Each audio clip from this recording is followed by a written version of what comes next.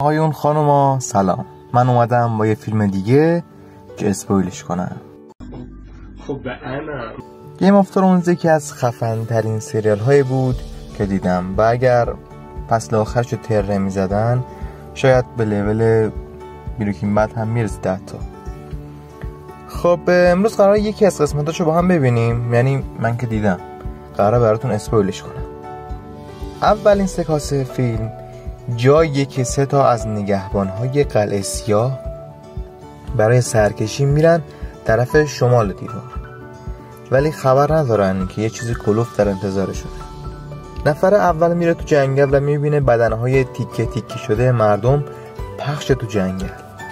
اونم خایه میکنه و سری میره پیش رفیقاش و میگه جان مادرتون بیاید بریم وگرنه خارمون سردسته گروه گوش نمیده و میره تو جنگل و همونطور که انتظار میره وایت واکرها سراغشون میان و به حضرت اسرائیل تقدیم میشن. پسر اولیه برمیگرده جنوب و فرار میکنه که دستگیر میشه و به لورد استارک میگه من وایت واکرها رو دیدم. ند استارک هم میگه که خوش به حالت، منم خاله الکسیس رو دیدم. ند استارک جدی نمیگیره و گردن پسر رو میزنه در هر صورت، چون نگهبان‌های قلعه سیاه حق ندارن که محل خدمتشون رو ترک بکنن. در همین حین لورد استارک یه دونه گرگ خاص شمالی پیدا میکنه که مرده و توله هاش بی مادر شدن. این توله ها بین بچه های ند استارک تقسیم میشه و یه دونه هم به جان اسنو داده میشه. در همین حین پادشاه خیکی خاک و زنجن قصد میکنه که به شمال بیاد که ند استارک رو جایگزین مشاور قبلیش کنه که مرده. پادشاه که به شمال میرسه خایمالی ندو میکنه که جان مادرت بیا مشاورش. ند هم با اینکه تمایل نداشته میگه بذار فکرامو بکنم. در این بین صحنه های جندخونه و اینا هم هست که نمیتونم نشونتون بدم، ولی چون شما خودتون خیلی مشتاقید حتما دیدیدشون یا بعدا میبینید. حالا در خارج از 7 قلمرو ما دنیس تارگریان رو داریم و داداش به غیرتش که داداشش میخواد دنیس رو عروس فرمانده دوتراکی ها کنه که از این طریق لشکری جمع کنه و به قلمرو پادشاه حمله کنه و پادشاه پدرش رو پس بگیره.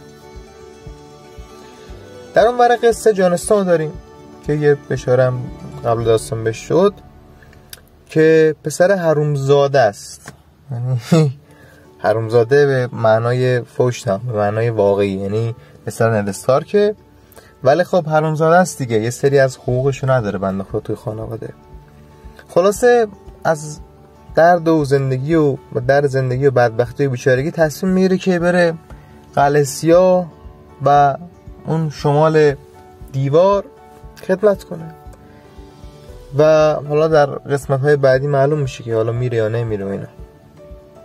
در همین حین خواهرزن ند استارک نامه میده که لنیسترها در قتل مشاور قبلی که میشه باجناق ند استارک دست داشتن.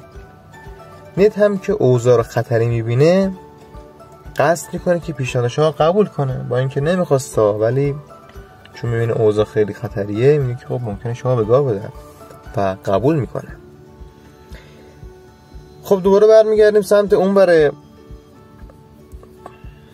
سمت شرق مپ. دنیس هم بالاخره زن کارل دروگو میشه، همون رئیس دوتراکیا، همون فرمانده خفن دوتراکیا، و همون شب فاک میشه. در آخرین سکانس هم پسر ند استارک که اسمش برندون هست به دلیل نداشتن مشغله و خارش کون زیاد از دیوار قلعه بالا میره و کسکلک بازی در میاره که یهو میبینه ای دل غافل، ملکه داره به صورت داگی توسط برادرش نموده میشه. همینجا هم برادر ملکه برندون رو پرت میکنه پایین از برج و برمیگرده رو ملکه. در همینجا قسمت اول تموم میشه. قسمت اول طولانی ترین قسمتشه و جزئیاتش زیاده نسبتاً. به همین دلیل یکم خب طول کشید.